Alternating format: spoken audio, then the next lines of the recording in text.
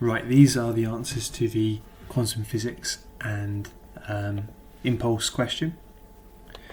The first one, when I was going through and doing the answers, I realised I made a bit of a mistake with. You can't really you can answer the first part here about working out the number of electrons, but the second part, which is working out the power, the energy per second, we don't have all the information we need. This question came from, there was a few parts of a bigger question, and you had more information earlier on, such as I think it was the frequency of the blue light here. But so if we just do the first part of question 1, then we need to go on to question 2. So to work out the number of electrons passing through the LED per second, we know the current here is 20 milliamps. That's 20 times 10 to the minus 3 amps, and that means 20 times 10 to the minus 3 coulombs of charge per second. Remember, current is the rate of flow of charge. Each electron has 1.6 times 10 to the minus 19 coulombs, so the number of electrons will be how many times 1.6 times 10 to the minus 19 goes into 20 times 10 to the minus 3. Doing that sum gives you 1.25 times 10 to the 17, and writing that to two significant figures is 1.3 times 10 to the 17 electrons per second. So if you miss out 1b, I think it was called, or 1 part 2, and also 1 part 3, that means we have to miss out is this one, to question 2 in the photoelectric effect experiment. Define work function. So the work function is the minimum energy that we need to release an electron. So if you give an electron which is in the surface of the metal an energy equal to its work function, that electron will then be freed from the forces holding it in place in that metal surface. It won't have enough energy to fly off anywhere, but it will be technically free to leave. Explain how the work function is related to the threshold frequency. So if you have a photon which has the same amount of energy as the work function, then the frequency of that photon will be the threshold frequency. So the threshold frequency is the frequency which gives you the work function energy. Calculate the value of the work function for this metal. So you are using the equation HF equals phi plus Ke max. When the energy of the photon is equal to the work function, that Ke max bit becomes 0. So we have HF equals phi, and we can replace the F with c over lambda, speed over wavelength. So we can write this as hc over lambda equals phi.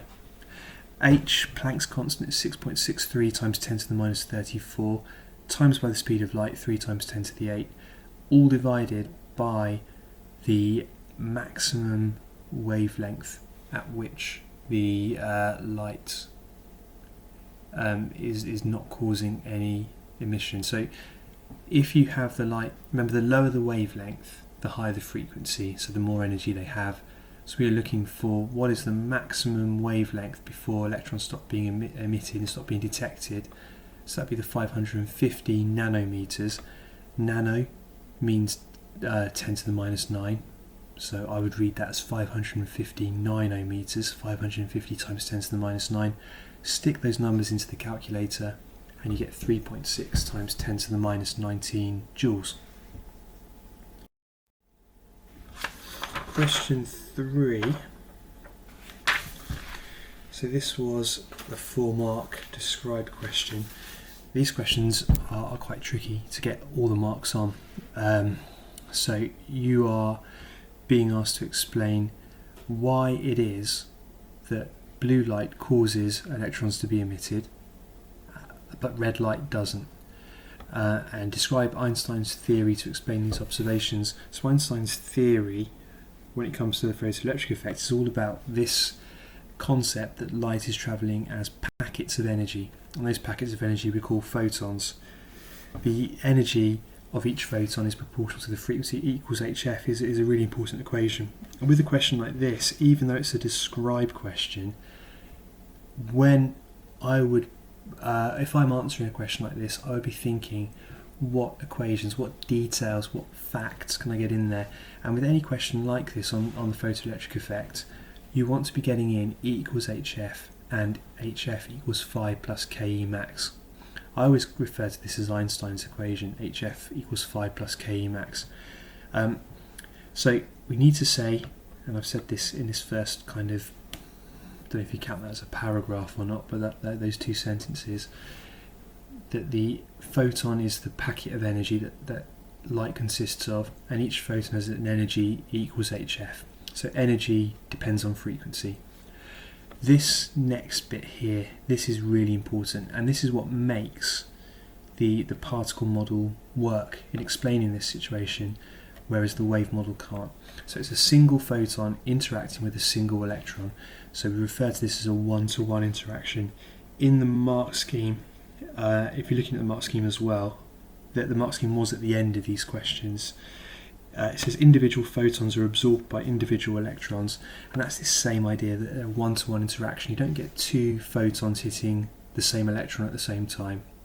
If that was the case, then it would be no different to the wave model. You could just have loads of photons hitting the electrons, the energy building up still, and the electron leaving. It doesn't work like that. It's a single photon, single electron.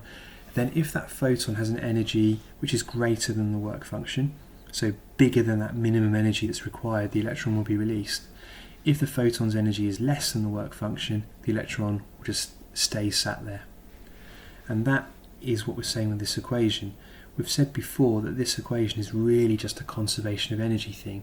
HF is the energy in, phi is one way, or one form if you like, that energy is being converted into, and the remainder is becoming kinetic energy. And then this is just kind of the conclusion at the end. So the blue light has a higher frequency, and we need to know that. We need to know the order of the EM spectrum. So blue light has a shorter wavelength than red, and if it's got a shorter wavelength, it has a higher frequency, and that means the blue photons are carrying more energy. And these observations would suggest that blue light has a frequency which gives the photon an energy greater than the work function, and the red light has a frequency which gives the photon less energy than the work function. Right, question 4, I've had a couple of questions about, and this still seems to be quite a difficult area for lots of you.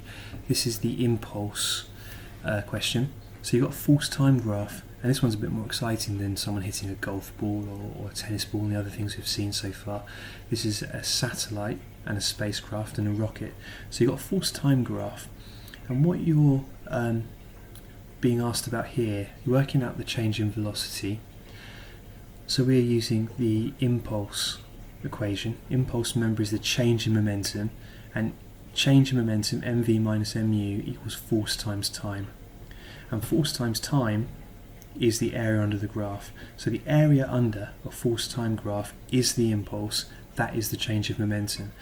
If we divide the change of momentum by the mass of the satellite, that will tell us what the change in velocity is. So to work the first step here, I've written this out. You don't really need this bit, you just need to show it in your answer. So you need to work out what the area under this graph is.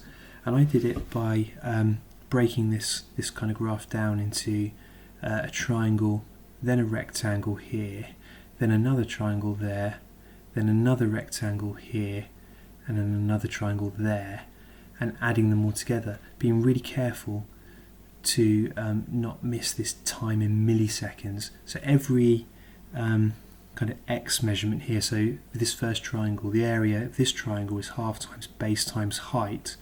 The base is 4, but actually it's 4 milliseconds, so it's 4 times 10 to the minus 3. So I added all these areas together and I got 11.76. That was the change in momentum. Divide the change in momentum by the mass, 180 kilograms, and that gave a velocity of 6.5 times 10 to the minus 2. And I went back to the mark scheme. I'm trying to find the page now. On the mark scheme, that value was a little bit out of range. So they wanted the area to be somewhere between 10.5 to 11.5, and then even better than that, between 10.8 to 11.2. So I would have got 2 marks for my answer here, because I used my area correctly, but my area was slightly off, and they suggest working out the area of this shape just as a trapezium, so having a line going up there, across there, and then down there, and using the equation for the area of a trapezium. And I can't quite remember what that is now, but it's in your formula booklet.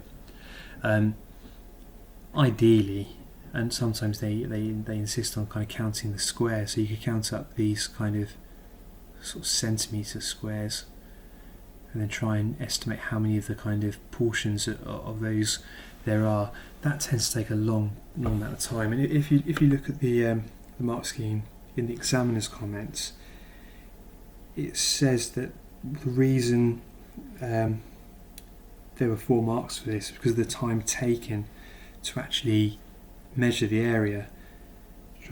So the method reduced the counting to a few small squares at the top of the graph. To reflect the time required to obtain a reasonably accurate area, the examiners decided to award a maximum of 2 marks depending on the accuracy of the value obtained. So you're best off doing the trapezium method. That gets you all of the marks and it doesn't waste time.